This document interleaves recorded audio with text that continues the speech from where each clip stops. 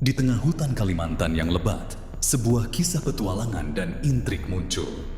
Prabowo Subianto, mantan Jenderal Militer Indonesia yang kini menjadi anggota Kopassus, memulai misi berani untuk merekrut sekelompok prajurit Dayak. Tujuannya adalah memburu pemburu kepala bertopeng yang sulit ditangkap. Suku Dayak, yang dikenal karena keterampilan bertarung dan hubungan mistis mereka dengan hutan, menjadi kunci bagi Prabowo. Selama bertahun-tahun, Prabowo mendengar desas-desus tentang sosok misterius ini. Pemburu kepala bertopeng dikenal jago menyamar, menebar ketakutan di hati siapapun yang melintasi jalannya. Serangannya terhadap desa-desa terpencil sangat brutal, meninggalkan jejak kehancuran.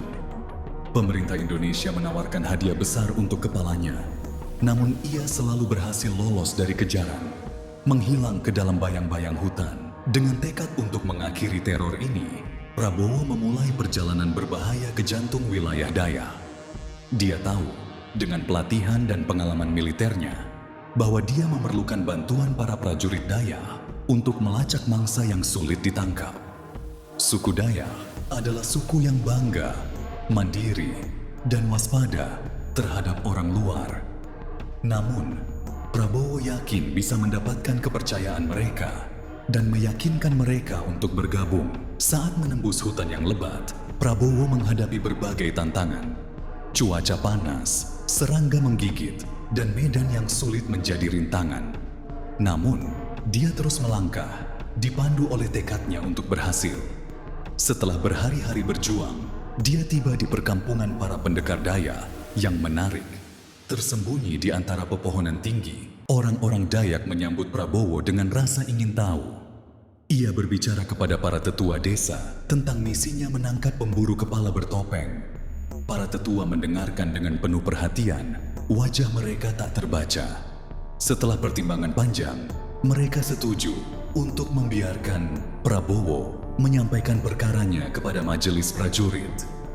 Dalam pertemuan itu, Prabowo berbicara dengan penuh keyakinan dan tekad. Dia menggambarkan kekejaman pemburu kepala bertopeng, nyawa tak berdosa yang hilang, dan teror yang menyelimuti bangsa. Para prajurit Dayak mendengarkan dalam diam, wajah mereka tak terbaca. Saat Prabowo selesai, keheningan sejenak menyelimuti. Kemudian, satu persatu, para prajurit berdiri dan menyatakan kesetiaan mereka untuk bergabung dalam upaya menangkap pemburu kepala bertopeng. Bersama para pejuang Dayak, Prabowo berangkat ke hutan lagi. Hatinya dipenuhi harapan. Hari-hari berganti menjadi minggu saat mereka melacak pemburu kepala bertopeng. Selalu satu langkah di belakang. Namun, Prabowo tidak mau menyerah. Setelah pengejaran yang melelahkan, mereka akhirnya memojokkan si pemburu kepala di sebuah tempat terbuka yang terpencil. Tatapan dingin dan penuh perhitungan pemburu kepala bertopeng menanti mereka.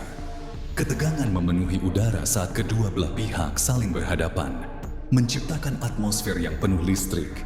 Dalam pertempuran cepat dan brutal, para pendekar Dayak dan Prabowo bertarung dengan seluruh kepandaian dan kelincikan melawan pemburu kepala dan antek-anteknya. Suara benturan senjata dan teriakan perang mengisi hutan. Pemburu kepala bertopeng bertarung dengan keganasan. Keterampilannya diasah melalui bertahun-tahun pertempuran. Namun, akhirnya, Prabowo dan para pejuang Dayak muncul sebagai pemenang. Pemburu kepala bertopeng tergeletak tak berdaya di kaki mereka. Teror yang dilakukannya akhirnya berakhir. Prabowo berdiri tegap, nafasnya berat, saat para prajurit Dayak berkumpul di sekelilingnya. Dalam perjalanan kembali ke desa, Prabowo merasakan kepuasan dan kebanggaan. Pemburu kepala bertopeng telah dikalahkan. Kekuasaan terornya telah berakhir.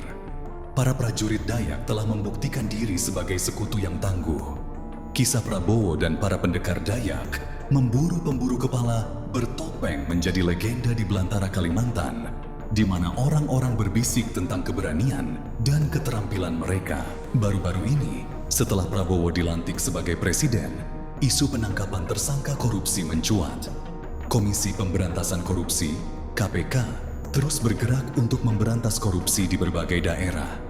Penangkapan sejumlah pejabat terduga korupsi menjadi perhatian publik.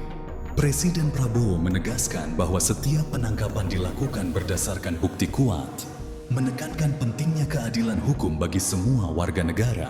Kasus-kasus korupsi melibatkan pejabat publik yang menjadi sorotan, termasuk penangkapan Tom Lembong terkait dugaan korupsi impor gula. KPK melaporkan telah menetapkan 100 orang sebagai tersangka dalam berbagai kasus korupsi sepanjang tahun 2024. Banyak kasus terkait pengadaan barang dan jasa merugikan negara hingga 3,1 triliun. Di antaranya adalah PT Aset Pasifik, di mana Kejaksaan Agung menyita hampir 1 triliun uang tunai dalam kasus korupsi Duta Palma. Selain itu, seorang kepala desa dan sekretaris desa juga ditangkap terkait korupsi dana desa. Kasus Ronald Tanur melibatkan 3 hakim pengadilan negeri yang terlibat dalam pemberian bonus bebas. Korupsi dalam proyek tol Padang Pekanbaru melibatkan 12 ASN yang ditangkap. Kasus di PT Antam melibatkan 6 orang tersangka yang memproduksi emas secara ilegal. Anggota DPRD juga ditahan terkait dana hibah NPCI. Dan Tom Lembong ditetapkan sebagai tersangka terkait kebijakan impor gula yang merugikan negara. Perkembangan penangkapan pelaku korupsi menunjukkan langkah serius aparat dalam memberantas korupsi.